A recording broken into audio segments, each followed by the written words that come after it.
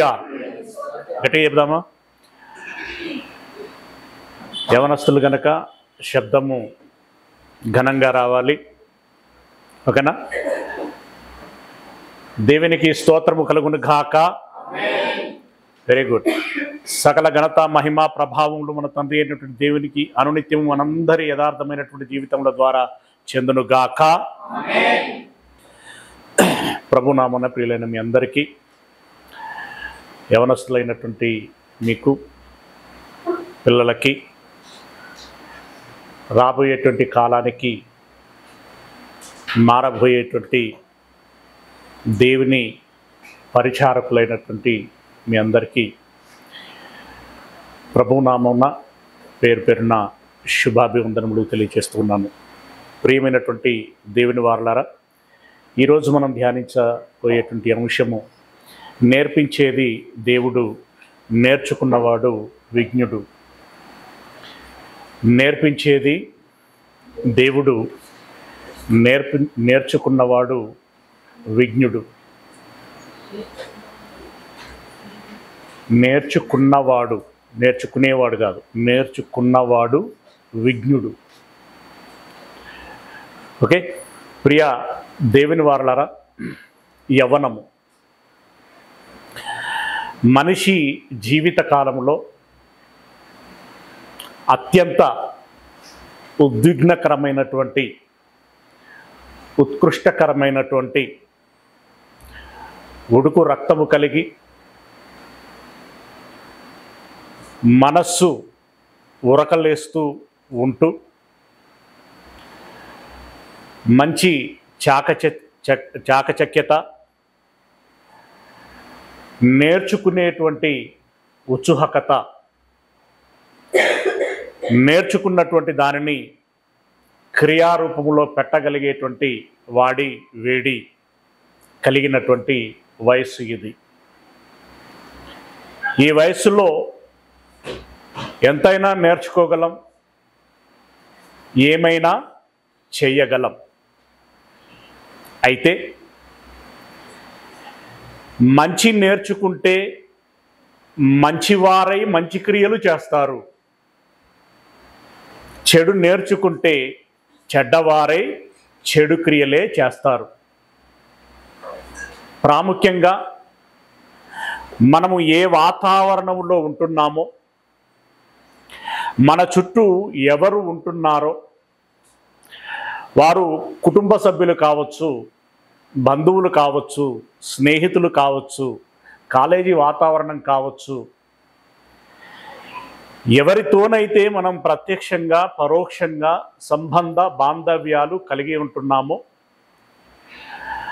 వారి నేపథ్యములు ఏవైతే ఉంటాయో ఆ ప్రభావము మన మీద పడి అయితే మంచివారం అవుతాం, లేదంటే చెడ్డవారము అవుతాం. మంచివారము అవుతే మన భవిష్యత్తు బంగారుమయంగా ఉంటుంది. అదే చెడ్డవారముగా ఉంటే ఆ భవిష్యత్తు భయంకరమైనటువంటి దుర్భరంగా మారిపోతుంది. ఎంతోమందిని చూస్తున్నాం, యువకులని, వారు పురుషులు కావచ్చు, స్త్రీలు కావచ్చు, రకరకాలైనటువంటి విధానాలలో వెలుస్తున్నటువంటి తీరుతెన్నులని మనం చూస్తున్నాం.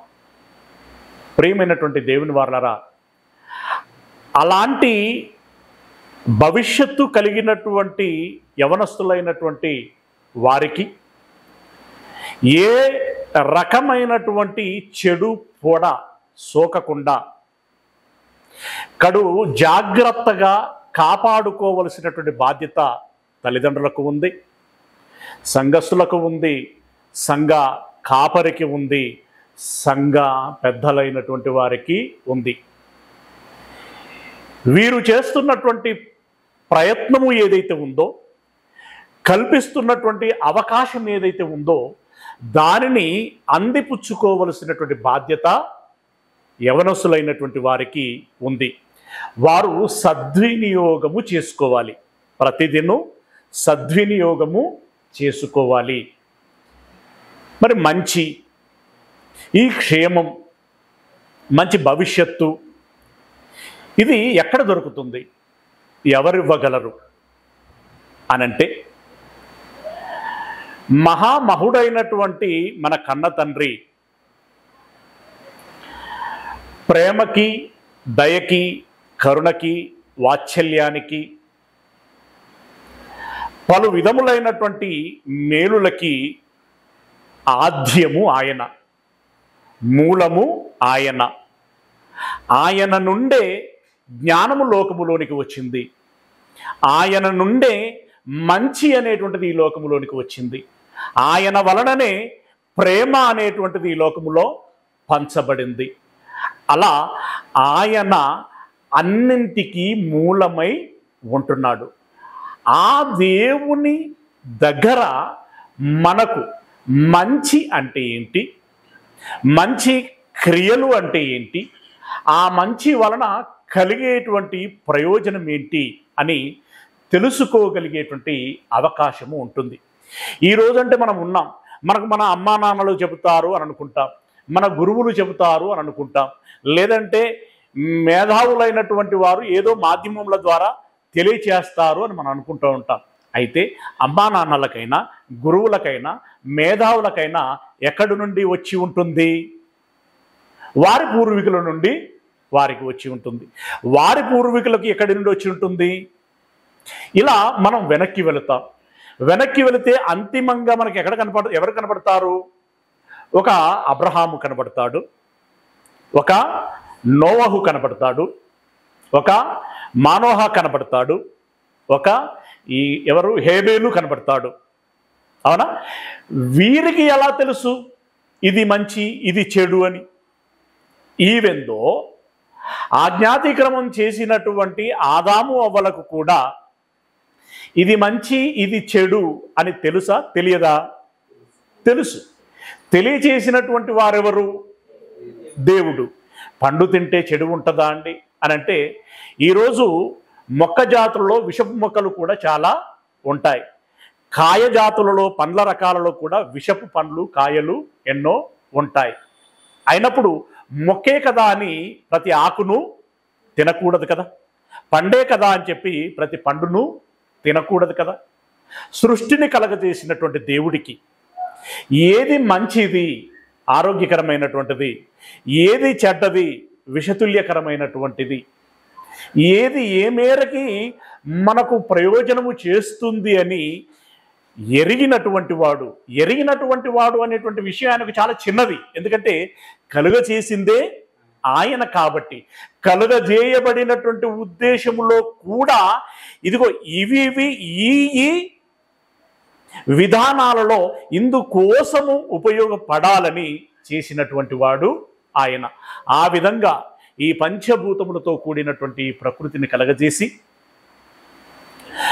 వాటిలో వేటిని ఏ విధంగా వాడుకోవాలో, నువ్వు ఏ విధంగా బ్రతకాలో తెలియచేసినటువంటి దేవుడు నీవే విధంగా బ్రతకాలి అని చెప్పటానికి కావలసినటువంటి మంచిని నేర్పించటానికి ఒక తండ్రిగా,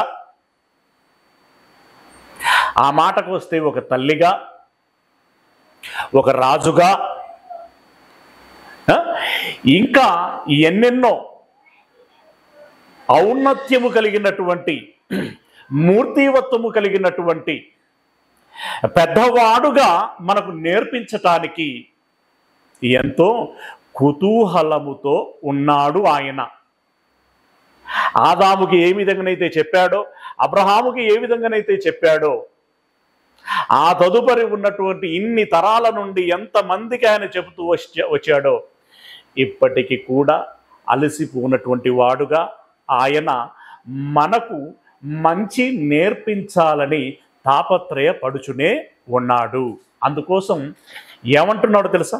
ఒకనాడు ఒక భక్తుణ్ణి పిలిచాడు.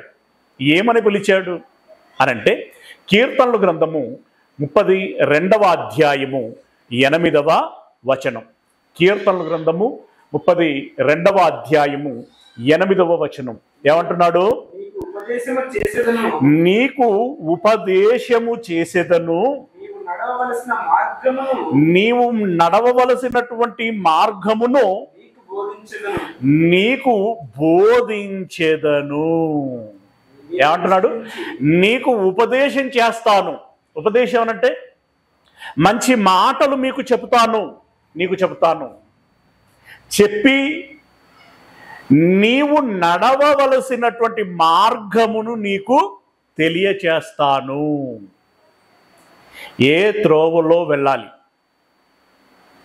ప్రియ దేవుని వారలారా, పిల్లలు ప్రాథమిక తరగతులు ప్రారంభించిన నాట నుండి ఎవరైనా అప్పటికే బాగా చదువుకున్నటువంటి వారు ఏ చదువులు చదివితే ఏ రకమైనటువంటి భవిష్యత్తు ఉంటుందో అలాంటి ఉద్యోగాలు పొందుకోవటానికి, అలాంటి జ్ఞానాన్ని పొందుకోవటానికి ఏ పాఠశాలల్లో, ఏ కళాశాలల్లో చదువుకుంటే వారికి బాగా నేర్చుకోగలిగేటువంటి అవకాశం ఉంటుందో వారు గైడ్ చేస్తారు.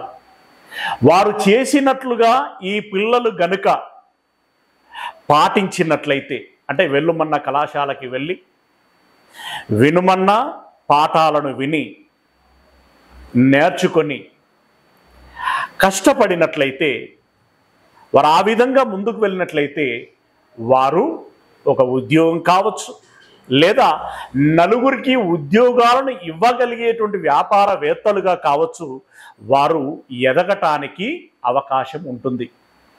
అది ఎంత వాస్తవమో, ఎందుకంటే ఇలాంటి అనుభవాలు ఉన్నటువంటి వారు ఎంతోమంది ఉన్నారు. మేము బాగుపడ్డాము అంటే ఫలాని పంతులు మూలముగా అని చెప్పినటువంటి వారు ఎంతోమంది ఉన్నారు. నేను బాగుపడ్డాను అంటే ఫలాని అన్నయ్య మూలంగా, అక్కయ్య మూలంగా అని చెప్పినటువంటి వారు ఎంతోమంది మనకి కనబడుతూ ఉంటారు. గనక ఈ సలహా, ఈ సూచన, ఈ కౌన్సిలింగ్, ఈ మోటివేషన్, ఇవన్నీ ఏవైతే ఉన్నాయో అవి మన భవిష్యత్తును తీర్చిదిద్దేటువంటి గొప్ప మార్పునకు దోహదపడేటువంటి విషయాలు అనేటువంటి విషయాన్ని మనము గమనించాలి. ఇప్పుడు ఆయన చెప్తున్నాడు, మనము నడవవలసినటువంటి మార్గము. లోకంలో రెండే రెండు మార్గాలు, సింపుల్గా చెప్పాలంటే, ఒకటి మంచి, ఒకటి చెడు. ఈ మంచి మార్గములో నడవటం ఆరంభిస్తే ఆ మార్గం యొక్క గమ్యం ఏముంటుంది అనంటే నిత్య జీవము, పరలోక స్వాస్థ్యము ఉంటుంది. చెడు అనేటువంటి దానిలో ఆరంభించి కొనసాగుతూ నడిచినట్లయితే దాని గమ్యం శిక్ష అనేటువంటి ఒక నరకం ఉంటుంది. అది చాలా బాధాకరంగా ఉంటుంది, ఆందోళనకరంగా ఉంటుంది.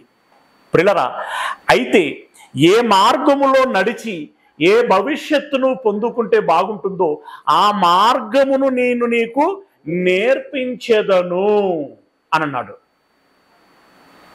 ప్రియులారా, ఇది మంచి, ఇది చెడు అనేటువంటి విషయము ఓకే, ఇప్పుడు కొంత మనం మనస్సాక్షికి తెలుసు, కొంత మన పెద్దలు చెప్తారు, అవునా, తల్లిదండ్రులు చెప్తారు, అన్నయ్యలు చెప్తారు, అక్కయ్యలు చెప్తారు, గురువులు చెప్తారు, వాళ్ళందరూ చెప్తారు. అయితే వాళ్ళందరూ ఎందరూ ఎన్ని విధాలుగా చెప్పినా వారు కూడా ఒకనాడు దేవుడు చెప్పినటువంటి మాటల ద్వారానే స్ఫూర్తి పొంది ఒక మార్గదర్శకమైనటువంటి జీవితములో ఉండి వారు సలహాలు, సూచనలు ఇస్తూ ఉంటారు. దేవుడు నేను బోధిస్తాను, నడవవలసినటువంటి మార్గములో నడిపిస్తాను అని అంటూ ఇంకేమంటున్నాడు? నీకు ఉపదేశమును చేసేదను, నీవు నడవవలసినటువంటి మార్గమును నీకు బోధించేదను, నీ మీద ప్రత్యేకమైనటువంటి దృష్టి ఉంచి అని అంటున్నాడు. క్లాస్ రూమ్లో టీచర్ ఏం చేస్తూ ఉంటాడండి? మామూలుగా పాఠము అందరిని దృష్టిలో పెట్టుకొని చెప్తాడు, కానీ అంతటితో వదిలిపెట్టకుండా ఇంకేం చేస్తాడు? అందరికీ అర్థమైందా లేదా అని గమనించి, పరీక్షించి, ఎవరికైనా అర్థం కాలేదు అని అనిపిస్తే అతన్ని నిలబెట్టి, మరి నీకు ఏం తెలిసిందో చెప్పురా అని చెప్పి దాన్ని గమనించి దాని దృష్టిలో పెట్టుకొని మరలా అతని కోసం ఏం చేస్తాడు? పునర్విమర్శన చేస్తాడు, మరలా అర్థం చేయిస్తాడు. అవునా? ఇక చెప్పింది చెప్పినట్టుగా నేర్చుకుంటూ చాలా ప్రోగ్రెసివ్గా ఎవరైనా ఉంటున్నారు అని అనుకున్నప్పుడు అతడికి ఇంకా ఏమైనా మెలకువలు చెబితే బాగుంటుంది, ఆ మెలకువలు నేర్పించినట్టయితే అతడు ఎంసెట్ సీటు కొట్టగలడు, లేదంటే జేఈఈ సీటు కొట్టగలడు, ఇంకా అంతకంటే ఉన్నతమైనటువంటి చదువులకు కావలసినటువంటి ప్రవేశ పరీక్షలలో అర్హతను సాధించగలడు అని అనుకున్నప్పుడు ప్రత్యేకంగా పిలిపించుకొని అవసరమైతే ఆ మెలకువలని కూడా నేర్పిస్తాడు. అంటే నేర్చుకోవాలని మనకుంటే నేర్పించటానికి ఆ గురువుకి ఉత్సాహకత ఉంటుంది. అలాగే దేవుడు కూడా ప్రత్యేకముగా దృష్టి ఉంచి నీ మీద అనేటువంటి మాట మనకి ఏం చెప్తున్నదండి? నీ మీద అన్నప్పుడు ఎవరికి వారుగా మీరందరూ ఏమనుకోవాలి? మేమందరము దేవుని పిల్లలమే, దేవుడు నా మీద దృష్టి పెట్టి. ఇప్పుడు మీలో చాలామంది ఇక్కడికి వచ్చారు కదా, ఎలా వచ్చారు? మీకు వర్తమానము ఎవరి ద్వారానో ఏ విధంగానో వచ్చింది. ఫోన్లతో వచ్చిందా, డైరెక్ట్ కలిసి చెప్పటం మూలంగా వచ్చిందా? మొత్తానికి సమాచారం మీకు వచ్చింది కదా. ఆ సమాచారము మీకు ఎవరిచ్చారనుకుంటున్నారు? ఆ సమాచారం మీకు ఎవరిచ్చారనుకుంటున్నారు? మనకు ప్రత్యక్షంగా ఎవరు కనపడతారంటే ఒక మహేందర్ కనపడతారు, ఒక శ్యామ్ ప్రసాద్ గారు కనపడతారు, ఇంకొకరు కనపడతారు, ఇంకొకరు కనిపిస్తారు. కానీ వీరి వెనకాల కనిపించకుండా ఉన్నటువంటి వారు ఎవరంటే మన కన్న తండ్రి అయిన దేవుడు. అతడు మన మీద దృష్టి పెట్టాడు.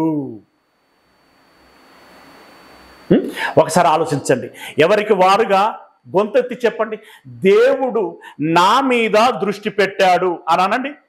ముక్తకంఠంతో చెయ్యి ఇలా పెట్టి చెప్పండి, దేవుడు నా మీద అవునా పెట్టాడు. ఎస్, పెట్టాడు గనుకనే మనము పిలువబడ్డాం. పిలువబడినటువంటి మనకు ఏం చేస్తానంటున్నాడు? నీ మీద దృష్టి ఉంచి నీకు ఆలోచన చెప్పేదను. ఆలోచన అంటే అసలు ఏంటి? ఈ లోకం ఏంటి? ఈ మనుషులు ఏంటి? ఎందుకు పుడుతున్నారు? ఏం చేస్తున్నారు? ఎంతకాలం బ్రతుకుచున్నారు? ఎక్కడికి వెళ్ళిపోతున్నారు? ఇందులో సేఫ్ జోన్ ఏది? సేఫ్ పాత్ ఏది? ఏమండి, సేఫ్ డెస్టినేషన్ ఏది అని ఈ ఆలోచన మనకి కలిగిస్తాడు. ఈ ఆలోచించటం మూలంగా ఒక మంచి కంక్లూజన్కి మనం రాగలుగుతాం. అంటే ఒక మంచి తీర్మానము చేసుకోగలుగుతాం, ఒక మంచి నిర్ణయం తీసుకోగలుగుతాం. ఆ నిర్ణయం ఒకసారి మన గుండెల్లో జెండా వలె నాటబడింది అనంటే ఇక అదే మోటోగా పెట్టుకొని, అదే గోల్గా, అదే లక్ష్యముగా మనం పరితపిస్తూ నిత్యము కృషిస్తాం. ఏదైతే సాధించవలసి ఉందో సాధించేంత వరకు ఆగకుండా ఆరాటపడతాం, పోరాటము చేస్తాం. అందుకే దేవుడు నా యొద్దకు రండి అని అన్నాడు. మనం చూడవలసింది ఈ గోడలు కాదు, ఈ కప్పు కాదు, ఏమండి ఇక్కడ ఉన్నటువంటి వస్తువులు కావు. మనం చూడవలసింది ఏంటి? మనం చూడవలసింది ఏంటంటే దేవుడు నన్ను పిలిచాడు, దేవుని యొద్దకు నేను వచ్చాను. ఇప్పుడు ఇక్కడ ఎవరున్నారు? కనిపిస్తున్నాడు ఎవరికన్నా? అదృశ్యుడైనటువంటి దేవుడు మనందరి మధ్యలో ఆసీనుడై ఉన్నాడు. ఆమేన్. ఉండాలా వద్దా? దేవుని ఉండమందమా వెళ్ళమందమా? దేవుడు ఉన్నాడని మేము వచ్చాం, మళ్ళీ దేవుడు వెళ్ళడం ఏంటి? వెళ్ళకూడదు. దేవుడు మన మధ్యలో ఉండాలి, దేవుడు మనకి నేర్పించాలి. గొర్రెల కాపరికి ఎంత తెలివి ఉంటుందండి? గొల్లోడికి ఏం తెలుసు అన్నారు కదా. కానీ ఎప్పుడు కూడా అలా ఏదో సామెతలు పుట్టించారు, అవి బాగున్నాయని రైమ్ బాగుంటుందని చెప్పి వాడేస్తూ ఉంటాం. కానీ వాస్తవికంగా అది కాదు. ఇప్పుడు వృత్తిని బట్టి చెప్పాలి అంటే దావీదు కూడా గొల్లవాడే కదా. వృత్తిని బట్టి చెప్పాలంటే ఆ గొల్లవాడు అవుతాడు. ఆ తర్వాత రాజయ్యాడు కాబట్టి క్షత్రియుడు అవుతాడు ఆయన. ఎస్, వృత్తులను బట్టి చెప్పాలి అంటే అలా చెప్పాల్సి వస్తుంది. కానీ దావీదు జ్ఞానమును పొందుకున్నది ఎప్పటి నుండి? తన యవన ప్రాయంలో నుండే జ్ఞానాన్ని పొందుకున్నాడు. గొర్రెలను కాస్తున్నప్పటి నుండే తన దేవుని యొక్క జ్ఞానాన్ని పొందుకున్నాడు. దేవుడు ఇలా పిలిచాడు కదా. ఇప్పుడు ఈ సందర్భం ఎవరు రాశారు? దావీదు గారు రాశారు. దేవుడు పిలిచిన అనుభవం ఆయనకున్నది కదా. దేవుడు పిలిచాడు. పిలిస్తే మరి ఇప్పుడు దావీదు గారి యవ్వనస్తుడైనటువంటి దావీదు గారి స్పందన ఏమిటి అనంటే, కీర్తనల గ్రంథము, ఇదే కీర్తనల గ్రంథము 119వ అధ్యాయము, దానిని కూడా దావీదు గారే రాశారు. 119వ అధ్యాయము 33వ వచనము. కీర్తనల గ్రంథము 119వ అధ్యాయము 33వ వచనము. యెహోవా నీవు సూచించినటువంటి మార్గము ఏదైతే ఉందో ఆ మార్గమునకు ఎడమకైనను కుడికైనను జరగకుండా, వెళ్ళకుండా, తప్పిపోకుండా నీవు సూచించిన తిన్నని మార్గములో, ఈ మార్గములోనే నీవు నడుస్తే నీకు మెరుగైనటువంటి భవిష్యత్తు ఉంటుందని ఏ నియమమైతే మీరు పెట్టారో దేవా, నీ కట్టడలను అనుసరించుటకు మీరు నేర్పిస్తానంటే నేను నేర్చుకోకుండా ఉంటానానయ్యా. ఏమంటున్నాడు? నీ మార్గములను అనుసరించుటకు నాకు నేర్పుము. మళ్ళొకసారి ఈ మాటలు అందామా? మనం అందరం అందామా? నీ కట్టడలను అనుసరించుటకు నాకు నేర్పుము. అందరం అందాం. ఎలా చెప్పాలని చెప్పాను? ఎవరికి నేర్పాలి? నాకు అన్నప్పుడు మన వేలు ఎడు చూపించుకోవాలి మనకు. మళ్ళొకసారి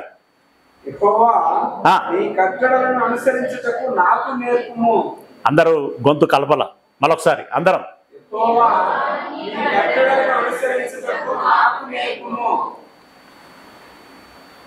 రమేష్ అన్న అన్నమన్నాడు కాబట్టి ఆయన చెవులకు వినబడేటట్టుగా గట్టిగా అందాము అని అన్నారా? నిజంగానే మీరు ఇంటెన్షనల్గా, హృదయపూర్వకంగా దేవా నాకు నేర్పించండి అయ్యా, నేను నేర్చుకుంటాను, నాకు కావాలయ్యా అనేటువంటి ఒక సదుద్దేశంతో అన్నారా? మీరు ఏ ఉద్దేశంతో అంటే ఆ ఎక్స్ప్రెషన్ నాకు కనబడుతుంది. అయ్యా నీ కట్టడను నాకు నేర్చుకుంటా అనంటే ఇక్కడ బలవంతంగా నాతో అనిపిస్తున్నారయ్యా, తప్పదు కనుక అంటున్నాను. అలా ఉంటే మనం నేర్చుకోలేము. ఒకసారి ఇప్పుడు ఎవరు చెప్పాలంటే, నిజంగా సదుద్దేశము ఉన్నవారే, సహృదయంతో ఉన్నవారే, నిజంగా నాకు కావాలి, దేవుని యొక్క జ్ఞానము నాకు కావాలి, లోకాలను కలగచేసినటువంటి దేవుని యొక్క జ్ఞానము నాకు కావాలి, నిత్య జీవుని ఇవ్వగలిగేటువంటి సమర్థుడైనటువంటి దేవుని జ్ఞానము నాకు కావాలి, ఆ కట్టడలలో నేను అనుసరిస్తాను అని అనుకున్నటువంటి వారు, వాళ్ళు మాత్రమే, అందరూ అనకండి. ఇప్పుడు ఎవరనాలంటే హృదయపూర్వకంగా, నిజంగా మనస్ఫూర్తిగా. ఇప్పుడు మీకు ఏదైనా అక్కర ఉన్నప్పుడు, ఏదైనా వస్తువు కొనుక్కోవాలి అన్నప్పుడు, ఒక డ్రెస్ కొనుక్కోవాలి అనుకున్నప్పుడో, ఒక ఫోన్ కొనుక్కోవాలి అని అనుకున్నప్పుడో, ఒక వెహికల్ కొనుక్కోవాలి అని అనుకున్నప్పుడో మీ డాడీని, మీ మమ్మీని ఎలా అడుగుతారు మీరు? మంచి కాకపడతాం కదా అప్పుడు. మమ్మీ ఆ స్టైల్, ఆ వేరియేషన్ మారిపోతుంది, రిధం మారిపోతుంది, టోన్ అదే, ఆ రిధం మారిపోతుంది. అలాగే బాడీ లాంగ్వేజ్ మారుతుంటుంది. ఏదో గోముగా ఈ స్టైల్కి పడిపోతారు వాళ్ళు, అమ్మా నాన్నలు. అవునా? ఇప్పుడు నిజంగా దేవుడు పడిపోవాలి. ఎవరు అడిగితే? మనం అడిగితే. ఎస్, నా పిల్లలకి నేను నేర్పించుకోవాలి. వాళ్ళు అంత మంచిగా అడిగిన తర్వాత నేర్పించకుండా నేను ఎలాగుంటాను అని దేవుడు అనుకోవాలి. రైట్? అడుగుదామా ఇప్పుడు? రైట్? హృదయముతో మనస్ఫూర్తిగా అడగగలిగేటువంటి వారే అడగండి. ఏం అడగాలో మళ్ళీ నేను ఒకసారి చదువుతాను, ఆ తర్వాత మీరు అనండి. ఏమని అడగాలో చెప్పాడు అని అన్నాను కదా. యెహోవా నీ కట్టడలను అనుసరించుటకు యెహోవా నీ కట్టడలను అనుసరించుటకు నాకు నేర్పయ్యా అనండి.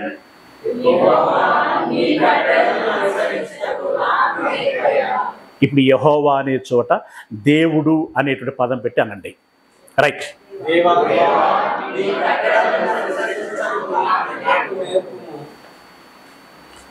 రైట్. ఇప్పుడు దేవుడు అనేటువంటి పదం ఉన్న చోట నా తండ్రి అని పెట్టి పలకండి.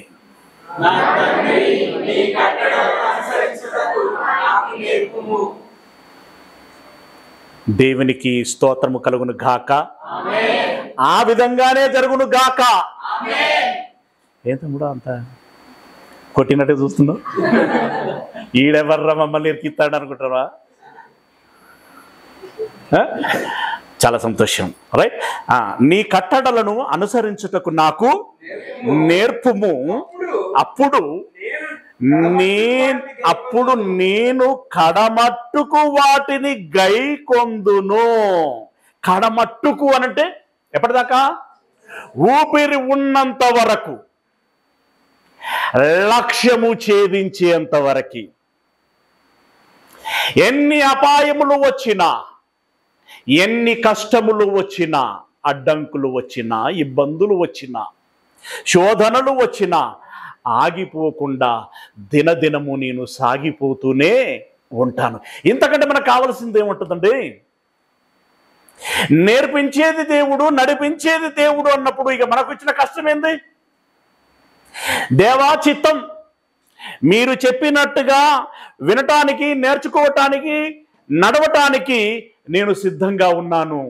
మీ చేయి పట్టుకుంటానయ్యా, ఇక మీకు నచ్చినట్టుగా నన్ను నడిపించండి అన్న తర్వాత ఇక భారమే ఉండదు తెలుసా, చింతే ఉండదు, నిర్భరంగా ఉండొచ్చు, ధైర్యంగా ఉండొచ్చు. ప్రియా దేవుని వారలారా, అయితే దేవుడు మనల్ని ఈ రకంగా పిలుస్తున్నప్పుడు, దేవుని మాటను మనము గౌరవించి ఆ రకంగా అవకాశాన్ని అందిపుచ్చుకోవాలని ప్రయత్నం చేస్తున్నప్పుడు, ఈ లోకంలో ఒక పెద్ద విలన్ ఉన్నాడు, తెలుసు కదా. వాడి పేరు సాతాను లేదా అపవాది. వాడేం చేస్తాడు? మార్గంలో నడుస్తారా? మీ దేవుని మాటలు వింటారా? ఎట్టెట్లా వింటారో చూస్తాను, ఎట్టెట్లా నడుస్తారో చూస్తాను అని చెప్పి వాడేం చేస్తాడు? మనల్ని అందరినీ ఒక్కొక్కరిని ఒక్కొక్క రకంగా టార్గెట్ చేస్తాడు. ప్రాథమికంగా ఇప్పుడు ఇవన్నీ ఏవి జరగాలన్నా, ఇప్పుడు మీరు ఇలా చేయి చూపిస్తూ పలికారు కదా, ఇవన్నీ ఎందుకు పలకగలిగారు, ఎలా పలకగలిగారు అంటే, మొట్టమొదటగా దేవుడి పట్ల మనకు అపారమైనటువంటి విశ్వాసము ఉన్నప్పుడు మాత్రమే ఈ మాట అనగలం. విశ్వాసం ఉన్నప్పుడే వినగలము, ఆలకించగలము, ఒక అభిప్రాయానికి రాగలము, ఒక కార్యమునకు ముందుకు సాగగలం కదా, ఒక ప్రయత్నము చేసి కొనసాగించగలం. అసలు విశ్వాసం అనేది లేకపోతే అసలు ఏమీ ఉండదు కదా, ఏమీ జరగదు, అసలు కదలికే ఉండదు. కనుక విశ్వాసం అనేటువంటిది చాలా ప్రాముఖ్యమైనటువంటిది. ఇప్పుడు ఈ విశ్వాసమును మీలో ఉండకుండులాగున దెబ్బ కొట్టగలిగిందే అనుకో సాతాను. విశ్వాసమే లేకుండా దెబ్బ కొడితే మీరేం చేస్తారు? దేమా పోయాడు, ఇస్కరియోతు యూదా పోయాడు, కయీను పోయాడు. ఇలా ఆలోచించుకుంటూ వెళ్తుంటే మనకి ఎంతెంత మంది కనబడతారండి. కారణం ఏంటంటే వారిలో విశ్వాసము బలహీనపడటం, సన్నగిల్లటం, కొందరిలో పూర్తిగా లేకుండా వెళ్ళిపోవటం ఇత్యాది కారణాలను బట్టి వారు దారి తప్పిపోయినటువంటి వారుగా కనబడతారు. దారే తప్పిపోయిన తర్వాత ఇక వీళ్ళ ప్రయత్నం అనేది ఎక్కడ ఉంటుందండి? అస్సలు ఉండదు. గనుక మన జీవితంలో ప్రాథమికంగా మనం కాపాడుకోవలసినటువంటి ముఖ్యమైనటువంటి విషయం ఏంటంటే విశ్వాసము. ఎంత విశ్వాసం ఉండాలి దేవుని మీద, దేవుని పట్ల సంపూర్ణంగా ఉండాలి కదా. బలహీనమైనటువంటి మనస్సాక్షి ఉండకూడదు, బలహీనమైనటువంటి విశ్వాసము ఉండకూడదు, బలమైన విశ్వాసము ఉండాలి, సంపూర్ణమైనటువంటి విశ్వాసము ఉండాలి, సంపూర్ణమైనటువంటి విశ్వాసము ఉండాలి. ఎంత కాన్ఫిడెన్స్, సంపూర్ణము అనేటువంటి ఆ విశ్వాసం మనలో ఉంటే ఆ హృదయము, ఆ కాన్ఫిడెన్స్ ఎంత బలంగా ఉంటుందంటే పౌలు గారి మాటలు మనకు అర్థమవుతుంటుంది కదా. ఏంటి? చావైతే మేలు, బ్రతుకుట క్రీస్తు కోసమే. ఈ మాట ఎలా అనగలుగుతారు? ఈ మాట ఎలా అనగలుగుతారు? సంపూర్ణమైనటువంటి విశ్వాసము ఉన్నప్పుడే అనగలుగుతారు. ఏమండి? ఒక పేతురు గారు, అయ్యలారా మీరు ప్రకటించకూడదు అని అంటున్నారు, నా దేవుడు ప్రకటించుమని అన్నాడు, కాబట్టి మీరు ఏం చేసుకున్నా పర్వాలేదు, కన్న వాటిని విన్న వాటిని మేము ప్రకటించకుండా ఉండలేమో అంటే ఎలా ధిక్కరించాడో తెలుసా? మీరేమైనా చేసుకోండి, మీ మెరిగిన వాటిని మాత్రం ప్రకటించకుండా ఉండలేము. ఈ రకమైనటువంటి విశ్వాసము వారికి ఎలాగనైతే వచ్చిందో మనలో కూడా అలాంటి విశ్వాసము ఉండాలి. మనము కూడా అంత బలంగా ఉండాలి. రైట్? అందుకోసం యాకోబు పత్రిక 1వ అధ్యాయము 2-4 వచనాలు, అంటే 2 నుండి 4వ వచనం వరకు వ్రాయబడినటువంటి మాటలను ఒకసారి చూసుకుందాం. యాకోబు పత్రిక 2వ అధ్యాయము 2 నుండి 4 వచనాల వరకు. నా సహోదరులారా, యాకోబు పత్రిక 1వ అధ్యాయము 2 నుండి 4 వచనాలు. నా సహోదరులారా, మీ విశ్వాసమునకు కలుగు పరీక్ష అన్నాడు. విశ్వాసం ఉంటుందట. విశ్వాసము ఉంటే ఉన్న విశ్వాసానికి ఏమి కలుగుతాయట? పరీక్ష. అంటే నీలో ఉన్నటువంటి విశ్వాసము ఎంత నిజాయితీ కలిగింది, నీ విశ్వాసము ఎంత బలమైనది, దృఢమైనది అని తేల్చబడులాగున పరీక్ష జరుగుతుంది. ఉదాహరణకి సంతానము లేనటువంటి అబ్రహామునకి సంతానమును ఇస్తాను అని చెప్పి ఒక విశ్వాసమును కలిగించాడు. సరే అన్నప్పుడు ఇవ్వకపోయినా ఆలస్యంగానైనా ఇచ్చాడు. ఆలస్యం కూడా ఇతనికి ఉన్నటువంటి సహనాన్ని పరీక్షించటం కోసం. అంత ల్యాగ్ అవుతా ఉంటే విశ్వాసం ఏమవుతా ఉంటుంది సాధారణంగా? నీకు నేను సంతానమును ఇస్తాను అని చెప్పినటువంటి దేవుడు చెప్పి ఎన్నాళ్ళయింది, ఇంతవరకు నాకు సంతానమే లేదు, అసలు అతడు ఇవ్వగలడా అనేటువంటి ఒక సంశయము ప్రారంభమవుతుంది. Like that. సరే చివరికి ఇచ్చాడు. ఇచ్చినట్టే ఇచ్చి మళ్ళేమన్నాడు? నీ కుమారుణ్ణి బలి అర్పించుము అని అన్నాడు.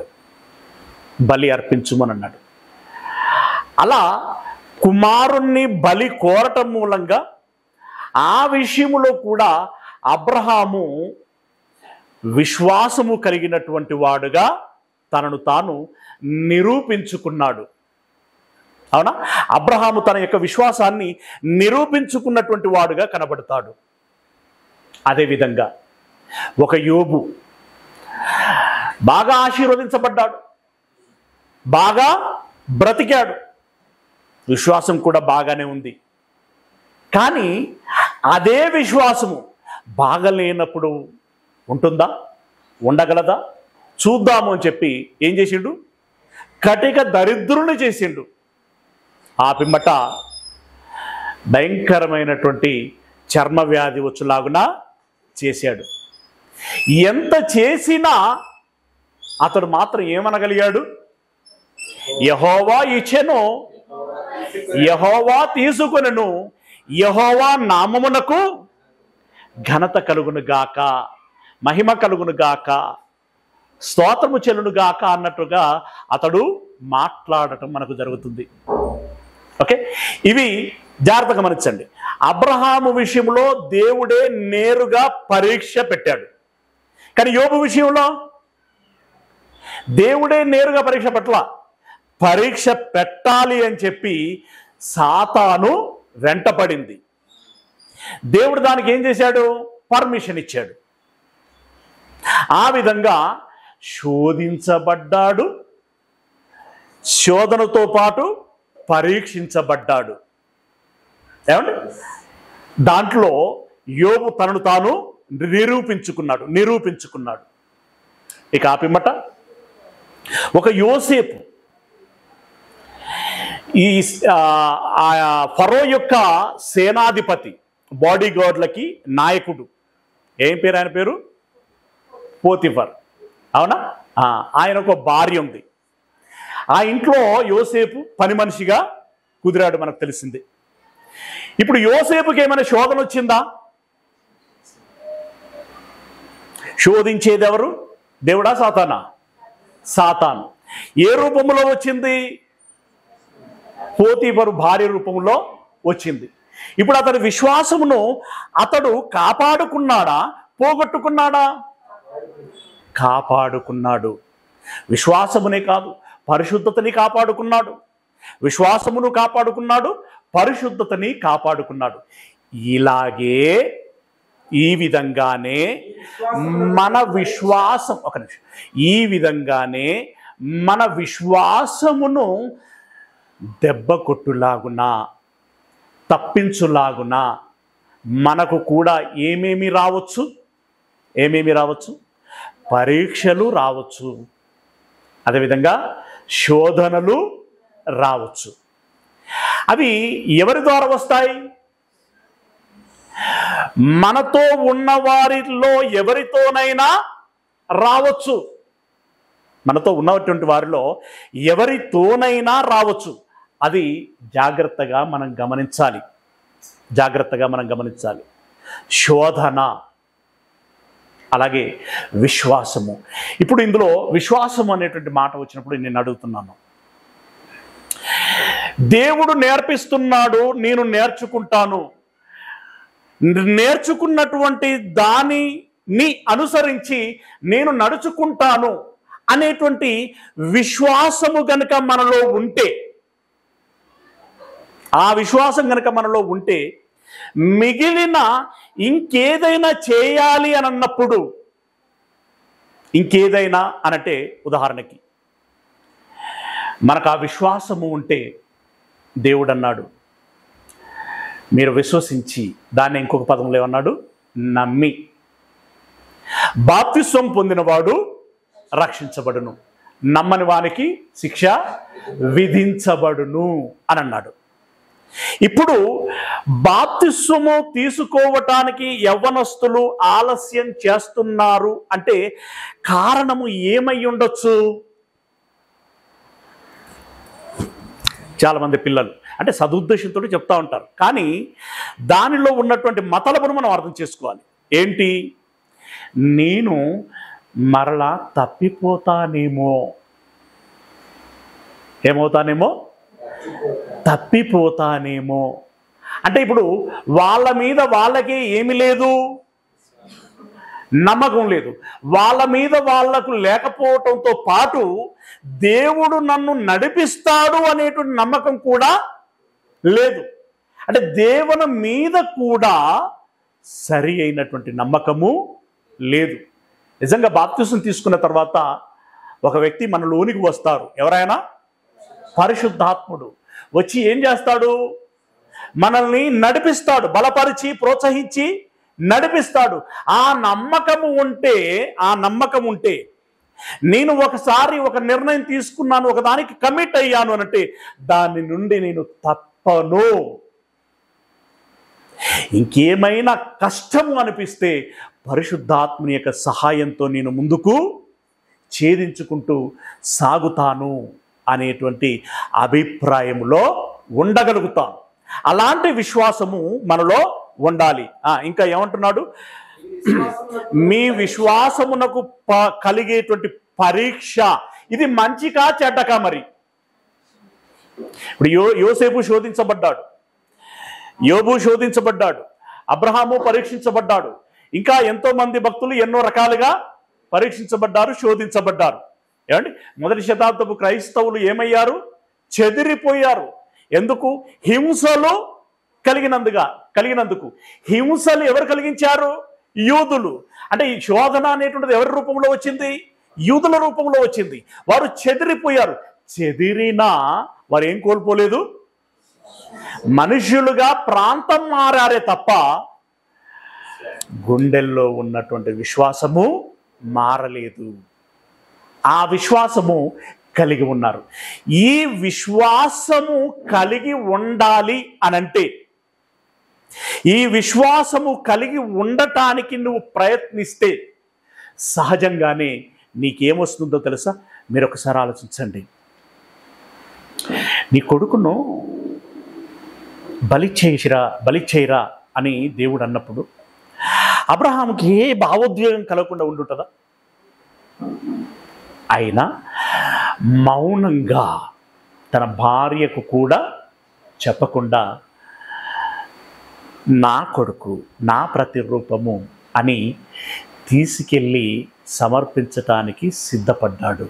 అంటే ఇప్పుడు అంత ఓపిక అబ్రహాముకి ఎలా వచ్చింది? యోబు అయితే బజార్లో కూర్చొని దుమ్మంత మీద పోసుకొని కొనపట్ట కట్టుకొని ఆ పెంకాసు తీసుకొని కురుపులను గోక్కుంటూ అన్ని రోజులు ఇంకా ఎందుకు బ్రతుకుతున్నావు, దేవుణ్ణి దూషించి చావరాదు అని భార్య అన్నా కూడా మూర్ఖురాలు మాట్లాడినట్లు నీవు మాట్లాడకు అని అంటూ అంతమంది స్నేహితులు వచ్చి అన్నేసి ప్రశ్నలు అడుగుతున్నా కూడా ప్రతి ప్రశ్నకి సమర్థవంతంగా సమాధానం ఇచ్చుకుంటూ ఆయన ఎలా ఉండగలిగాడు? ఇక్కడ మనకేం కనిపిస్తున్నది? ఓపిక, సహనం. ఇక యోసేపు చరిత్ర మీకు తెలిసిందే కదా. పోతిఫరు ఇంటిలో ఒక సమస్య, జైల్లోకి వెళితే ఇంకొక సమస్య, రాజుగారి దగ్గరికి వెళితే మరొక సమస్య.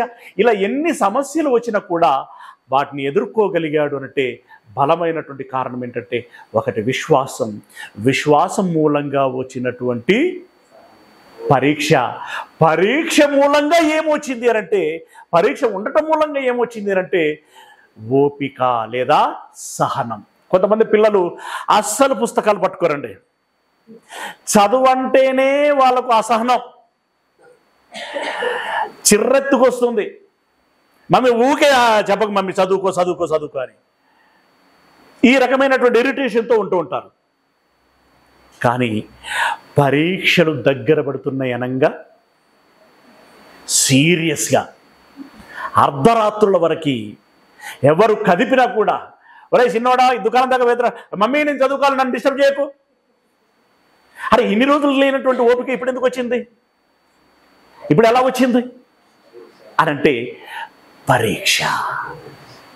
అంటే పరీక్ష అనేది ఉన్నది అనంటే సహజంగానే ఏమొస్తుంది? సహనము వస్తుంది. ఆ రిలేటివిటీనే ఇక్కడ చెప్తున్నాడు. ఏం చెప్పాడు? ఒకటి విశ్వాసమునకు కలుగు పరీక్ష ఓర్పును పుట్టించినని ఎరిగి మీరు మీరు కూడా, ఇందాక నేను ఎవరి గురించి అయితే ఉదాహరించానో ఆ రకంగానే మనకు కూడా, అంటే యవనస్తులైనటువంటి మీకు కూడా నానా విధములైనటువంటి శోధనలో పడినప్పుడు, నానా విధములైనటువంటి శోధనలు వస్తాయి, రాకుండా ఉండవు. అది ఏ రూపంలోనైనా రావచ్చు. అవి చిన్నగా ఉండొచ్చు, బహు పెద్దగా ఉండొచ్చు, కానీ కంపల్సరీ వస్తాయి. వచ్చినప్పుడు అయ్యో నాకు శోధన వచ్చింది, నాకు కష్టం వచ్చింది, నాకు బాధ వచ్చింది, ఎట్లా అని చెప్పేసి మీరు రందిపడకండి, బాధపడకండి, భయపడకండి. శోధన వచ్చినప్పుడు మీరేమనుకోవాలో తెలుసా? నన్ను నిరూపించుకునేటువంటి ఒక గొప్ప అవకాశము నాకు వచ్చింది అని ఫీల్ అవ్వాలి. ఇప్పుడు అందరికీ అన్ని అవకాశాలు అందరికి రావండి. కొన్నిసార్లు అబ్బా ఆ అవకాశం నా గనక వచ్చి ఉంటేనా.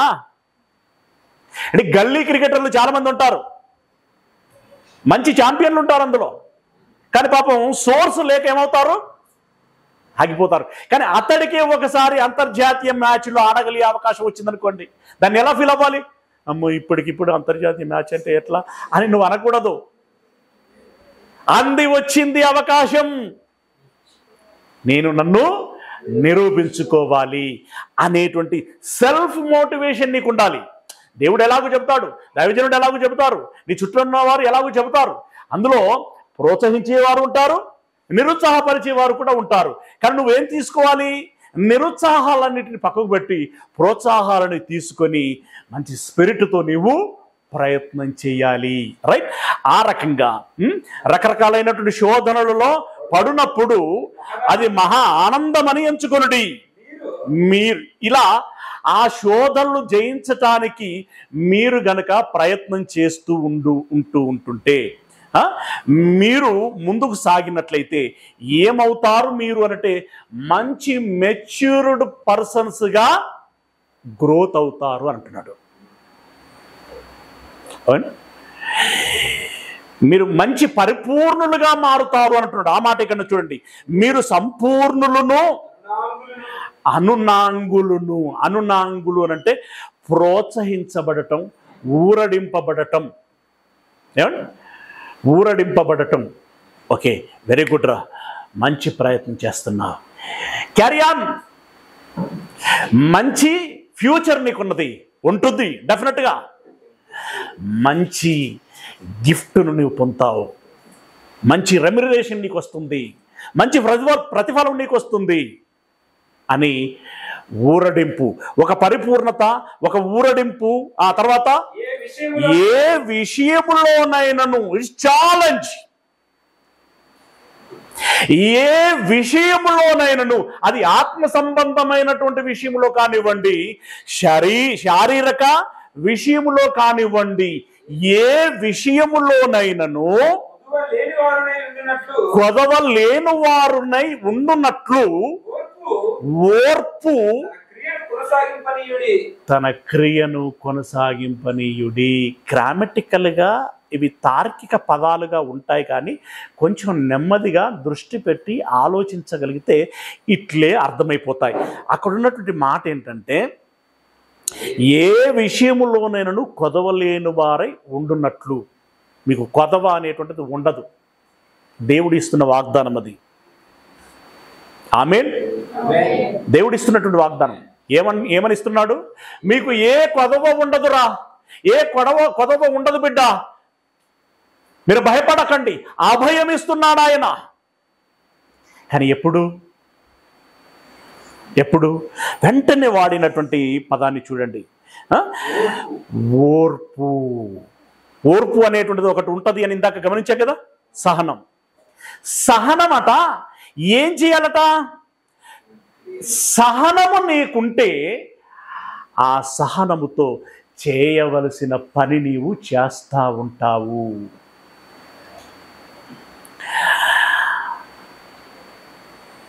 ఓవర్ నైట్ చేస్తున్నప్పుడు ఎడ్యుకేషన్లో కొనుకొస్తుంది, కానీ తెల్లారితే పరీక్ష, లేకుంటే 2 రోజులలో పరీక్ష ఉంది, సిలబస్ చాలా ఉంది. ఏం చేస్తావు తెలుసా?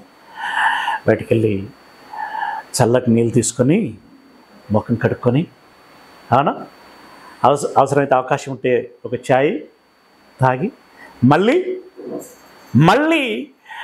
చదువు యుద్ధంలో పడిపోతావు. ఓపిక అనేటువంటిది ఉంటే, ఓపిక. అదే తమ్ముళ్ళు చిరంజీవి అనిలు కొంతమంది అంటూ ఉంటారు. మొన్న సుంకేసులా వెళ్ళినప్పుడు కర్నూలు, ఆ రోజు వెళ్ళాలి, అక్కడ కార్యక్రమాన్ని చూసుకోవాలి, అక్కడ వర్తమానం చెప్పాలి, మళ్ళీ అదే రోజు రిటర్న్ అవ్వాలి. ఇంచుమించు 600 కిలోమీటర్లు అప్ అండ్ డౌన్. 600 కిలోమీటర్ల డ్రైవింగ్ చేసి అక్కడ మెసేజ్ ఇచ్చి ఆ పరిస్థితులన్నిటినీ మేనేజ్ చేసుకొని ఈ రకంగా ఆ రోజును ఆ కార్యమును పూర్తి చేయాలి అని అంటే, అన్న మీకు ఇంత ఓపిక ఎక్కడి నుండి వచ్చిందన్నా అని అంటూ ఉంటారు. ఎక్కడి నుండి వస్తుంది అనుకుంటున్నారు? ఎక్కడి నుండి వస్తుంది? దేవుడు ఇచ్చినటువంటి ఒక బాధ్యతని పూర్తి చేయాలి అనేటువంటి ఒక బలమైనటువంటి అభిప్రాయము ఉన్నప్పుడు ఆ ఓపిక మనలో ఉండేటువంటి అంతరంగములో దాగి ఉన్నటువంటి ఆత్మ అనేటువంటి దానిలో నుండి పుట్టుకొచ్చేటువంటి కసి, పట్టుదల, ఆరాటం, పోరాటం, ఏది ఏమైనా సరే సాధించి తీరాలి. ఎలా? ఒక పౌలు గారు అన్నట్లుగా, ఇదిగో యేసయ్య ఎలా పునరుత్థానము చెందగలిగాడు, దాని వెనకాల ఉన్నటువంటి బలం ఏంటి, దాని వెనకాల ఉన్నటువంటి శక్తి ఏంటి, అది నేను తెలుసుకొని తీరాలి, నేను కూడా తిరిగి లేవగలగాలి అనేటువంటి పట్టుదల ఉన్నది కనుక అన్ని ఖండాలు తిరిగాడు, అన్ని దేశాలు తిరిగాడు, అంతమంది ప్రజలను కలవగలిగాడు, అంతమందిలో దేవుని యొక్క జ్ఞానాన్ని నింపి సంఘములనుగా కట్టగలిగాడు. అయితే అదేమైనా పూలబాట ఆయనకి కాదు, భయంకరమైనటువంటి ముండ్లబాట, ఎన్నో అవరోధాలు, ఎన్నో అరెస్టులు, ఎంతమందో తిట్టారు, ఎంతమందో కొట్టారు, ప్రాణాపాయ స్థితిలోనికి వెళ్ళాడు. ఎన్ని కష్టాలు వచ్చాయో పెద్ద లిస్టు చెప్పాడు కదా ఆయన. సముద్రములో ఓడపగిలి 3 రేయింపగళ్ళు గడిపి తిని, రాళ్ల వలన కొట్టబడి తిని, బెత్తములతో కట్టబడి తిని, స్వజనుల వలనైనా ఆపద, దొంగల వలనైనా ఆపద, ఎన్నెన్నండి. ఇవి చాలా ఉన్నట్టుగా ఉపవాసము, జాగరణ. అయినా ఆయన ఏం చేయగలిగాడు? అంతం వరకు తన ప్రయాణాన్ని కొనసాగించగలిగాడు. అయితే దాని వలన కలిగేటువంటి ప్రయోజనం ఏం చెప్తున్నాడు అంటే, ఓర్పు తన క్రియను కొనసాగింపనీయుడి. అంటే ఓపికతో మీరు మీ ముందు ఉన్నటువంటి పని లేదా పరుగు, నడక, క్రియ ఏదైతే ఉందో దాన్ని కొనసాగించండి.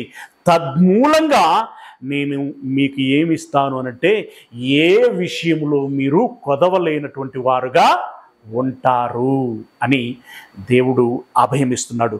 అంతటి చక్కని అవకాశాన్ని మనము సద్వినియోగం చేసుకునేటువంటి ప్రయత్నం చేయాలి. ఓకేనా ప్రియులరా?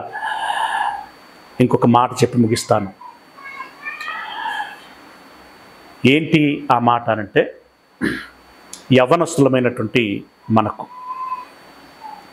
సాధారణంగా చెప్పాను కదా, కళ్ళకు ఏది కనబడుతుందో, చెవులకు ఏది వినబడుతుందో, సహజంగానే శరీరము ఏది కోరుకుంటుందో దానివైపు తహతహలాడుతూ ఉంటుంది, వెంపర్లాడుతూ ఉంటుంది. కొన్ని సమయాలలో దాని పట్ల కలిగినటువంటి ఆశ మన వివేకాన్ని చంపేస్తుంది. దీని మూలంగా మంచి అంటే నాకు మేలు జరుగుతుందా, ఇది ఆరోగ్యమా అనారోగ్యకరమా అనేటువంటి విచక్షణ కూడా చచ్చిపోతుంది. ఫ్రెండ్స్ అందరూ సిగరెట్ తాగుతున్నారు, నువ్వు కూడా తాగురా అని చెప్పి నీకు ప్రపోజ్ చేస్తున్నారు, మందు తాగుచున్నారు, అవునా? గంజాయి తీసుకుంటున్నారు. గమ్మత్తుగా ఉంటుందిరా అని చెప్పి చెప్తున్నారు. ఇంకా క్లబ్బులు, రకరకాలైనటువంటి అనేక రకాలైనటువంటి శోధనలు అవి ఉంటాయి.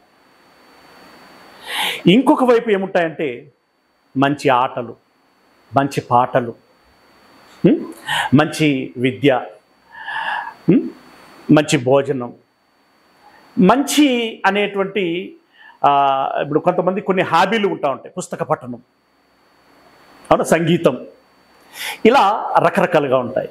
ఇవి కూడా యవనస్తులలో ఇది చెయ్యాలి అనేటువంటి ఆకాంక్ష బాగా ఉంటుంది. అంటే ఇటు చెడ్డవి ఉన్నాయి, ఇటు మంచివి కూడా ఉన్నాయి. అయితే యవ్వనస్తులకి దేవుడు ఒక గోల్డెన్ ఆపర్చునిటీని ఇస్తున్నాడు. ఎస్, ఆపర్చునిటీని ఇవ్వటమే కాదు, ఏం చెప్తున్నాడంటే, ఏం చేస్తున్నాడంటే మంచి ఫ్రీడమ్ ఇస్తున్నాడు. చాయిస్ మీది అని అంటున్నాడు, నిర్ణయం మీది అని అంటున్నాడు. మీకు ఏ భవిష్యత్తు కావాలో మీరే జడ్జిమెంట్ చేసుకోండి అని అంటున్నాడు ఆయన. ఒకసారి ప్రసంగి గ్రంథం 11వ అధ్యాయము 9-10 వచనాలు. ప్రసంగి గ్రంథం 11వ అధ్యాయము 9-10 వచనాలు. యవ్వనుడా,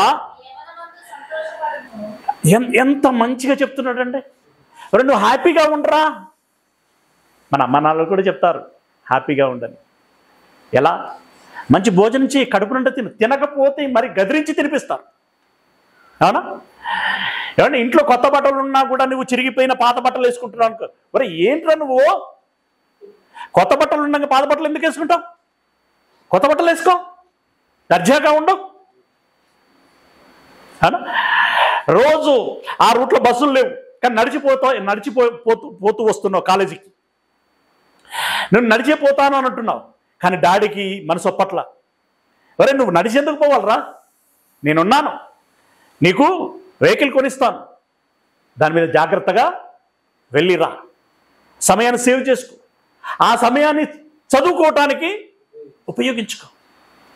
ఇలా తండ్రి ఒక అవకాశమును ఇస్తున్నాడు, ఒక ఫ్రీడమ్ను ఇస్తున్నాడు. ఇస్తూ మంచి మాట చెప్పాడు.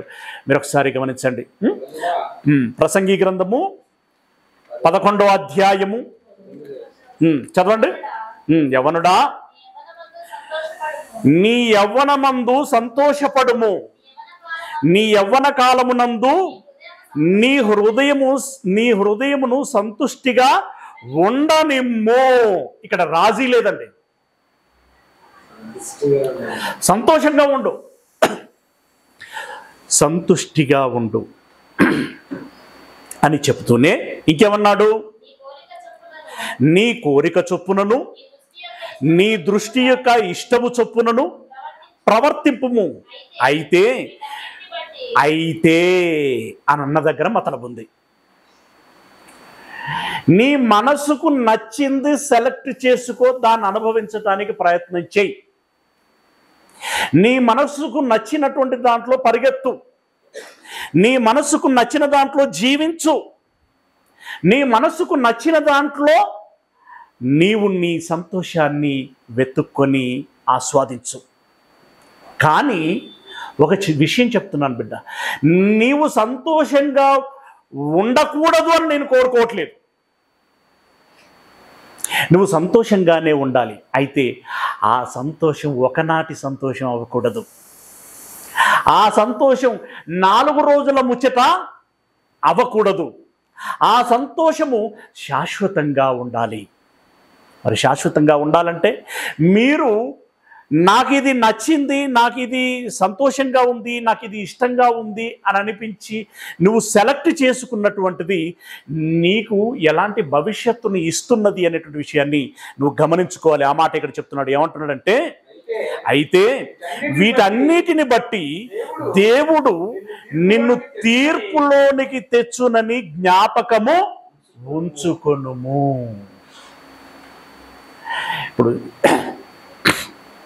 ఇప్పుడు ఒక 100 మందిని ఒక గ్రౌండ్లో నిలబెట్టి వాళ్ళకి ఇందాక మనం మాట్లాడుకున్నటువంటి పాజిటివ్ నెగిటివ్స్ ఏవైతే ఉన్నాయో ఆ ఆపర్చునిటీస్ అన్నీ ఇచ్చేసి శరీర వాంఛ తీర్చుకోవటానికి తినుడు, తాగుడు, ఆడుడు, పాడు ఇంకా రకరకాలుగా ఉంటాయి కదా అవన్నీ. ఏమండి? అదే సమయంలో ఆటలు, పాటలు, ఈ రకంగా కొంతమందికి పేదవారు ఎవరైనా కనిపిస్తే వాళ్ళకి ఏదో చేయాలి అనేటువంటి ఒక తాపత్రయం ఉంటుంది. ఇలా రకరకాలుగా ఉంటాయి. ఈ అవకాశాలన్నీ అక్కడ ఉంచబడ్డాయి. ఇప్పుడు ఈ 100 మంది అందరూ ఒకటే దాన్ని చూస్ చేసుకుంటారా? చూస్ చేసుకోరు. రెండవది, అందరూ మంచి వాటిని చూస్ చేసుకుంటారా? లేదు. అలాగని అందరూ చెడ్డ వాటిని చూస్ చేసుకుంటారా? లేదు. దురలవాట్లని చూస్ చేసుకోరు. అంటే వాళ్ళ చాయిస్. కొంతమంది మంచి వాటిని ఎంచుకుంటే మరికొంతమంది చెడ్డ వాటిని ఎంచుకుంటారు. వీటిని బట్టి నీకు తీర్పు తీర్చబడుతుంది అంటే దాని అర్థం ఏంటో తెలుసా? ఇదిగో నువ్వేం చేస్తావో దాని ఫలమును పొందుకుంటావు అని చెప్తున్నాడు. నువ్వు చెడ్డవాటిని ఎంచుకుంటే నీ భవిష్యత్తు దుర్భరంగా ఉంటుంది. నువ్వు మంచి వాటిని ఎంచుకుంటే నీ భవిష్యత్తు బంగారుమయంగా ఉంటుంది. Choice is your own choice. నువ్వు నిర్ణయించుకోవచ్చు నీకేది కావాలంటే అది ఎంచుకో అని ఆయన చక్కగా చెప్తున్నాడు. వేగంగా తిమోతి అనేటువంటి ఒక భక్తుడు ఉన్నాడు కదా, అతని విషయం చెప్తున్నాడు. చూడండి, ఒకసారి ఆలోచించండి. తిమోతికి రాసినటువంటి 2వ పత్రిక 1వ అధ్యాయము 7వ వచనం. తిమోతికి రాసినటువంటి 2వ పత్రిక 1వ అధ్యాయం 7వ వచనం. దేవుడు మనకు శక్తియు, ఇందాక చెప్పానే, ఇప్పుడు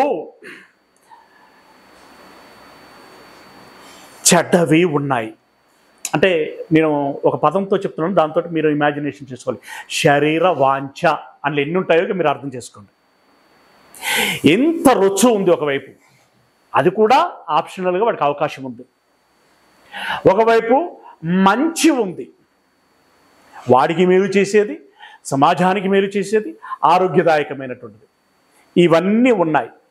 ఈ అవకాశాలన్నీ ఉన్నటువంటి తరుణములో ఇప్పుడు అది లేకపోతే ఏమో కానీ ఉన్న తర్వాత దానిని నేను అనుభవించాలి అనేటువంటి ఒక ఆలోచన కలిగి ఎప్పుడు నా దృష్టి అటువైపే వెళుతున్నది, నా ఆలోచన దాని చుట్టే తిరుగుతున్నది. నేను ఆ అలవాటును మానుకోలేకపోతున్నాను అని చాలామంది వారి యొక్క ఉద్దేశాన్ని చెప్తూ ఉంటారు.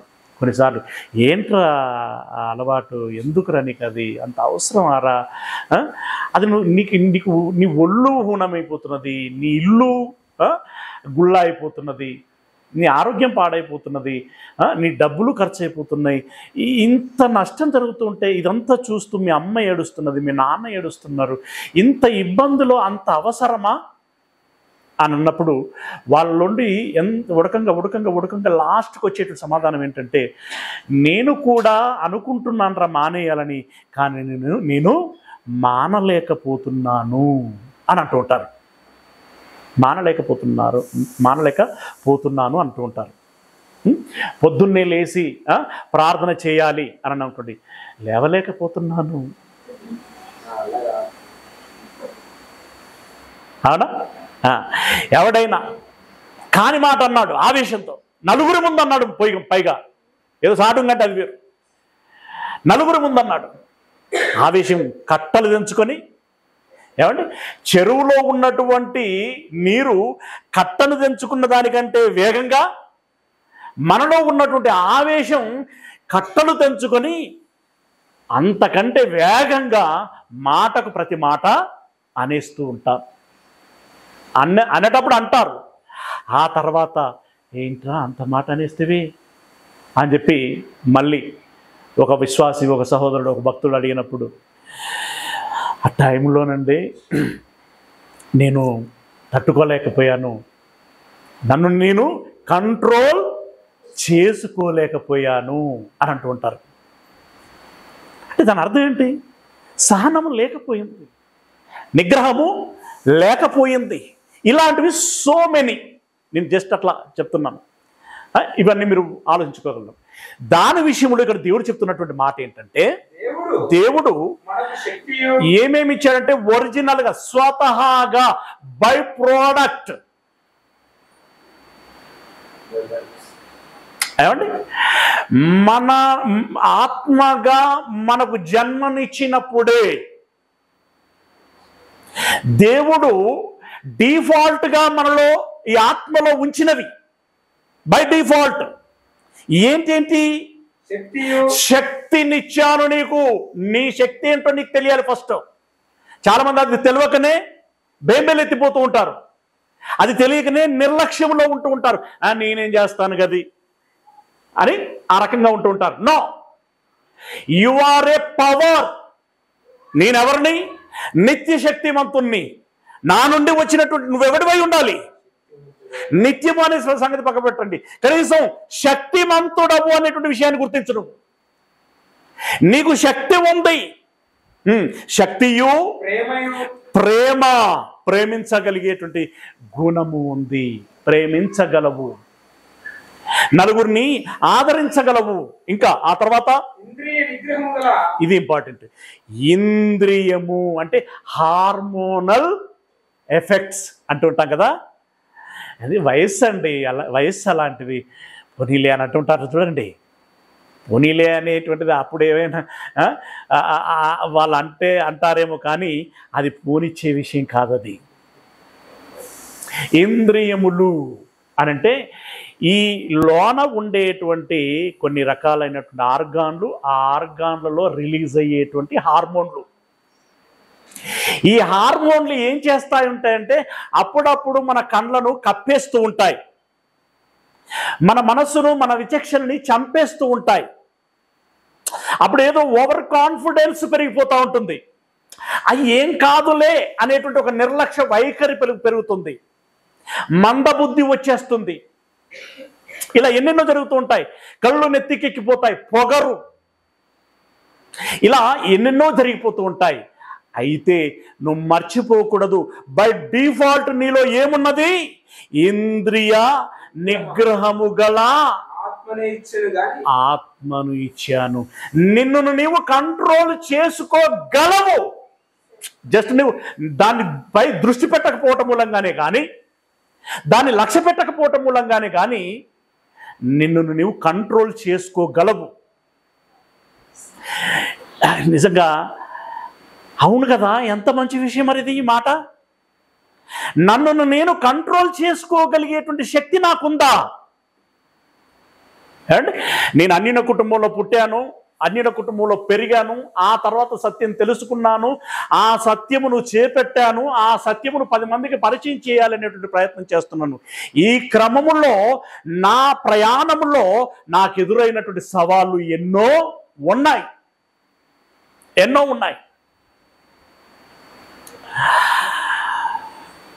కొన్ని పరిస్థితులలో ఈ పరిస్థితి నుండి నేను గెటాన్ అవ్వగలనా? ఈ పరిస్థితి ఈ యొక్క తత్వాన్ని నేను మార్చుకోగలనా అనే ఛాలెంజెస్ చాలా వచ్చాయి. నాకు అనిపిస్తుంటుంది, నేను మానుకోలేకపోతున్నాను రా అని ఎవడని అన్నప్పుడు నాకైతే చాలా సిల్లీగా అనిపిస్తుంటుందండి.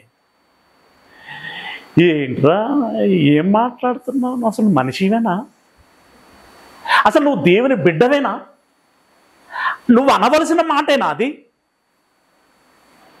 నో. నిన్ను నీవు కంట్రోల్లో పెట్టుకోగలిగేటండి. ఇక్కడ వాడినట్టు పదం ఏంటండి? ఇంద్రియ నిగ్రహం అంటే ఏంటి? నిగ్రహము అనంటే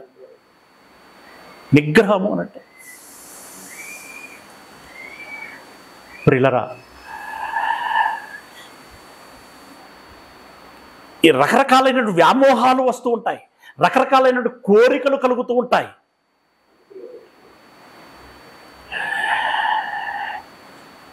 ఇది తప్పు. ఇది చేయకూడదు, ఇలా వెళ్ళకూడదు, అలా మాట్లాడకూడదు, ఫలాని చోట్ల తిరగకూడదు, ఇదిగో ఈ స్థలంలో మాత్రమే ఉండాలి, ఇది మంచి వాతావరణం. ఇదిగో ఉదయం లేవాలి, చర్చికి వెళ్ళాలి, పెందలకన్నా పడుకోవాలి. ఇలాంటివి నువ్వు అనుకున్నావంటే దాన్ని చెయ్యగలవు. మీకు తెలుసా, ఇప్పుడు రీసెంట్గా ఇప్పుడు ఒకటి ఏంటంటే అనుభవం, అంతకుముందు ఉన్నటువంటి పరిచర్యను బట్టి ఎక్కడెక్కడికో వెళ్ళి క్లాసులు అని మీటింగ్లని అలా అలా అలా అలా అలా అలా అలా ఏమైపోయిందంటే పడుకోవటం అనేటువంటిది మెల్లిమెల్లిగా 11 గంటలు, 12 గంటలు, 1 గంట, 2 గంటల దాకా వెళ్ళిపోయింది. అలా 2 గంటల దాకా మెలకువతో ఉండి 2 గంటలకు అప్పుడెప్పుడు పడుకున్న తర్వాత మరి లేవడం ఎప్పుడు ఉంటుంది? ఇక మళ్ళీ శక్తి పుంజుకోవాలి కదా. లేవడం ఎప్పుడు ఉంటుంది? సహజంగానే 8, 9, 10 కూడా అవుతూ ఉండేవి. ఈలోపు 8, 9 గంటలకు వస్తే మా ఆవిడకి పడుకున్నాడని చెప్పాలంటే మహా ఇబ్బందిగా ఉండేది. సార్ ఇంకా పడుకున్నాడా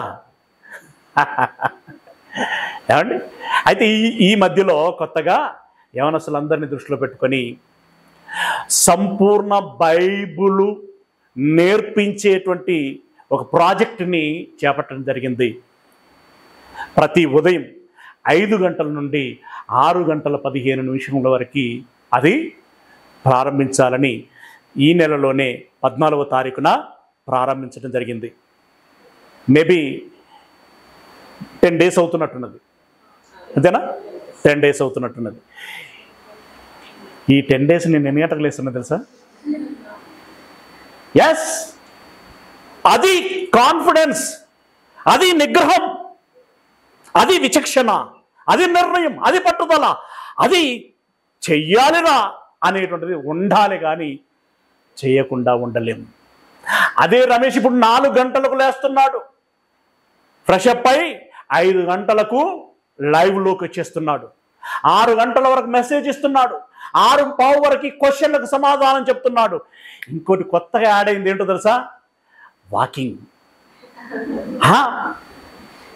ఎస్, వాకింగ్ చేస్తున్నాను, 8,000 అడుగులు నడుస్తున్నాను. అంటే ఇది స్టార్టింగ్ అది, ఇక పెంచాలని ఉంది. ఫస్ట్ రోజు 5,000 అడుగులకి కాళ్ళు ఇక చాలు తీయాలంటున్నా అన్నయ్య. ఆ తర్వాత 6,000కు పెంచాను, తర్వాత 8,000కు పెంచాను. నెక్స్ట్ టార్గెట్ 10 ఉంది, చూద్దాం. పెట్టుకున్నాను యాప్లో, ఇంత వెయిట్ ఉన్నాను కదా, ఇన్ని కిలోలు తగ్గాలి అని పెట్టుకున్నాను. తగ్గాలి, అంతేనండి. మన చేతుల్లోనే ఉంటుంది వ్యవహారం. నేను మానుకోలేకపోతున్నానండి, నేను లేవలేకపోతున్నానండి, నా నుండి కావటం లేదండి. ఇది చచ్చు మాటలవి, చేతగాని చేవలేని వాడి మాటలవి. నువ్వు చేవలేని వాడవు కాదు, సజీవుడైనటువంటి దేవుని బిడ్డడవు, శక్తి కలిగినటువంటి దేవుని బిడ్డడవు. అందుకే నీకు డిఫాల్ట్గా శక్తి వచ్చిందిరా అని అంటున్నాడు. నీకు శక్తి ఉన్నదిరా, ఇంద్రియ నిగ్రహములు కలిగినటువంటి ఆత్మనే ఇచ్చెను, కానీ పిరికితనము గల ఆత్మను ఇయ్యలేదు. అమ్మో, నేను మళ్ళీ ఏమైనా తప్పులు చేస్తానేమో, అందుకే కొంచెం పోస్ట్ పోన్ చేద్దాం బాప్తిస్మం. ఏంటన్నమాట? నువ్వు అనుకుంటే చెయ్యగలవు, నువ్వు అనుకోవాలి, అంతే. ముగింపు మాట, మొదటి పత్రిక 4వ అధ్యాయం, తిమోతికి రాసిన మొదటి పత్రిక 4వ అధ్యాయము 12వ వచనము. నీ యవ్వనమును బట్టి ఎవడును నిన్ను తృణీకరింపనీయకుము. ఎదుటివానికి ఎందుకు అవకాశం ఇవ్వాలి? మనకు పౌరుషం ఉంది, మనకు రోషం ఉంది, దేవుని బిడ్డలం, ఆ సాక్ష్యం కలిగి ఉందాం. 10గురితో మంచి పిల్లలు అనేటువంటి సాక్ష్యాన్ని సంపాదించుకుందాం. నీ యవ్వనమును బట్టి. ఈ యవ్వనము అని ఎందుకు నేను ప్రస్తావన చేస్తున్నానంటే, ఇందాక మనం మాట్లాడుకున్నాం కదా, ఆ యవ్వనములో రకరకాలైనటువంటి వ్యామోహాలు ఉంటాయి. కాబట్టి ఆ యవ్వనమును బట్టి, ఈ యవ్వనములో నీ హార్మోన్ ఇంబ్యాలెన్స్ జరగటానికి అవకాశం ఉంటుంది. అవి నువ్వు దృష్టిలో పెట్టుకొని ఎవడును నిన్ను తృణీకరింపనీయకుము, కానీ మాటలోను, ప్రవర్తనలోను, ప్రేమలోను, విశ్వాసములోను, పవిత్రతలోను. విశ్వాసులకే, నువ్వు అన్యజనులు కాదు. ఎవరికి మాదిరిగా ఉండాలట? చర్చిలో ఉన్న వాళ్ళే నిన్ను అమ్మో అని అనుకోవాలి, ఆడెంత గొప్పోడు అని అనుకోవాలి. ఆవిడలో ఎంత గొప్పతనం కనబడుతుంది, ఎంత మంచి కనబడుతుంది అని అనుకోవాలి. వాళ్ళు ఏం చేసుకోవాలి, వాళ్ళు ఏమనుకోవాలో తెలుసా, నిన్ను స్ఫూర్తిగా తీసుకోవాలి, నిన్ను మాదిరిగా చేసుకోవాలి, తన వల్ల నేను ఉండాలి అని చెప్పి వారు అనుకోవాలి. అలా ఉండులాగున మనమందరము ప్రయత్నం చేయాలి. మీరందరూ తప్పకుండా చేస్తారని ఆశిస్తూ ఈరోజు మనం గమనించినటువంటి విషయము ఏంటంటే, ప్రాముఖ్యంగా ఈరోజు మనం గమనించినటువంటి విషయం ఏంటి, విశ్వాసము సంపూర్ణంగా ఉండాలి. ఆ విశ్వాసమును కాపాడుకోవటానికి సంబంధిత శోధనలు పరీక్షలు వస్తే పట్టుదలగా కృషి చేయాలి. దానికి కావలసిందేంటి, తగిన ఓర్పు ఉంటే నువ్వేం చేయగలవు, క్రియలు చేయగలవు. ఆ క్రియలు చేస్తే నీకేమొస్తుంది అని అన్నాడు, ఆ క్రియలు చేస్తే అన్ని విషయములలో నిన్ను కాపాడేదను, కొదవ లేకుండా ఉంచేదను అని అన్నాడు.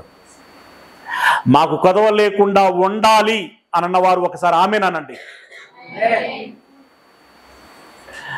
మరి అందుకే మనం ఏం చేయాలో మీ అందరికీ తెలిసింది కాబట్టి విషయాన్ని మరొక మదిలో పెట్టుకొని ఆ రకంగా మీ ఆత్మీయ జీవితాన్ని కట్టుకోవటానికి ప్రయత్నం చేయండి. ఎస్, ఇంద్రియ నిగ్రహములు కలిగినటువంటి ఆత్మలుగా మనం జన్మించాం. మనము ఒక తీర్మానం చేసి ఒక ఆలోచన చెయ్యాలి. ఆయన నేర్పిస్తానన్నాడు. ఇంకొక మాట కూడా మనం నేర్చుకున్నాం కదా, ఆయన నేను నేర్పిస్తాను, నా దగ్గరికి రండి అని అన్నాడు. దావీదేమన్నాడు, అయ్యా మీరు నేర్పిస్తానంటే అంతకంటే కావాల్సిన భాగ్యం ఏముంది, నేను నేర్చుకుంటాను, నాకు నేర్పించండి అని ఆయన అన్నాడు.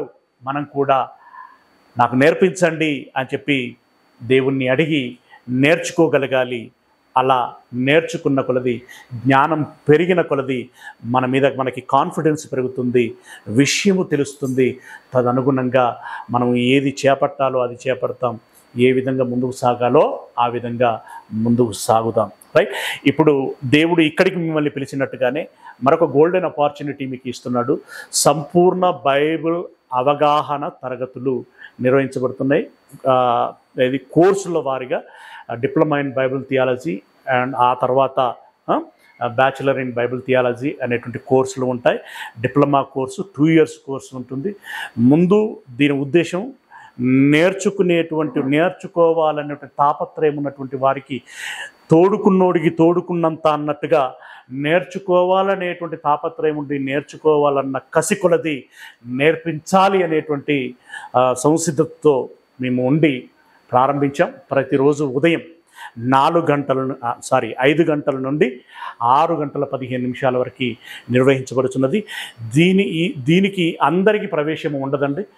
స్వతహాగా నేను నేర్చుకోవాలి అనేటువంటి ఒక తాపత్రయము కలిగినటువంటి వారు మమ్మల్ని సంప్రదించినట్టయితే వారికి మాత్రమే ఆ లింక్ షేర్ అవుతుంది. వాళ్ళు మాత్రమే దాన్ని ఓపెన్ చేయగలరు, వినగలరు. అలాంటి ఆసక్తి కలిగినటువంటి వారు మీలో ఎవరైనా ఉన్నట్లయితే సంప్రదించవలసిందిగా మనవి చేస్తున్నాను. ప్రార్థన చేసుకుందాం. ఈ సమయంలో మహేందర్ ఏమైనా ప్రకటన చేయాలనుకుంటున్నాడా? ఏం లేదా? మళ్ళీ వీళ్ళని ఎప్పుడైనా రమ్మంటున్నావా వద్దంటున్నావా? ఇది